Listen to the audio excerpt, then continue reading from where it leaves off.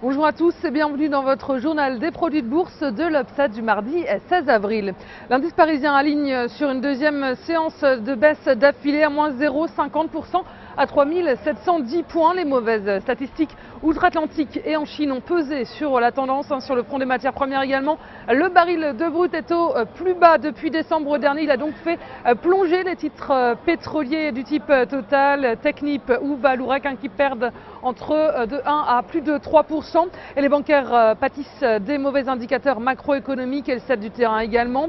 Sanofi termine en revanche en tête du CAC à plus de 3%.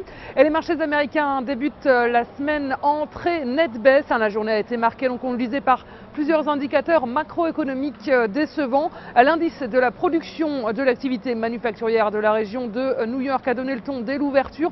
Il est ressorti en fort recul de près de 6 points au mois d'avril et donc nettement inférieur aux attentes. Et deuxième indice décevant, c'est le sentiment des promoteurs immobiliers qui s'est à nouveau dégradé au mois d'avril, et ce pour le troisième mois d'affilée.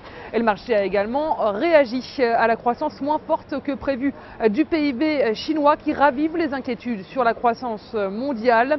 Et ces statistiques économiques ont mis de côté les bons résultats des entreprises avec notamment Citigroup. Les résultats de la troisième banque du pays ont bondi de 30% et le titre a gagné plus de 2% en bourse. Les investisseurs américains attendent aujourd'hui les résultats d'autres grands comptes américains du type Yahoo, Intel ou Coca-Cola. Et les volumes sont en hausse sur le marché des produits de bourse avec 39,7 millions d'euros échangés dans une séance en léger repli. Et du côté de la répartition par type de produit, les certificats sont encore forts à 89% des échanges, les varants sont en baisse à 11%. Concernant les transactions, les certificats représentent 71% des échanges et les varants 29%. Et la répartition par sous-jacent nous montre que les indices sont en baisse avec 48% du marché, les actions sont à 43%. Et si on regarde la répartition des transactions sur les varants, on voit que les indices représentent 42% des échanges, les actions sont à 47%, le taux de change est à 1% et les matières premières sont à 10%. Et on s'intéresse aujourd'hui au pétrolier Total.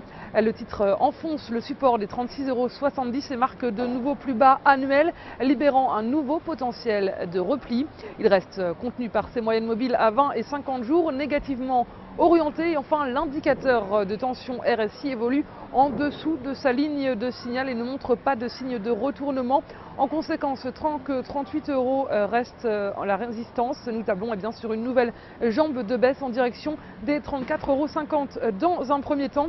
Et l'enfoncement de ce niveau amènera les cours sur les plus bas de 2012 à 33,40 €. La stratégie qui vous est proposée pour jouer cette valeur, c'est l'achat du warrant put total à 4 926 d'Unicredit au prix d'exercice de 35 € et d'échéance au 6 décembre 2013. Voilà, c'est tout pour aujourd'hui. Bonne journée et à demain.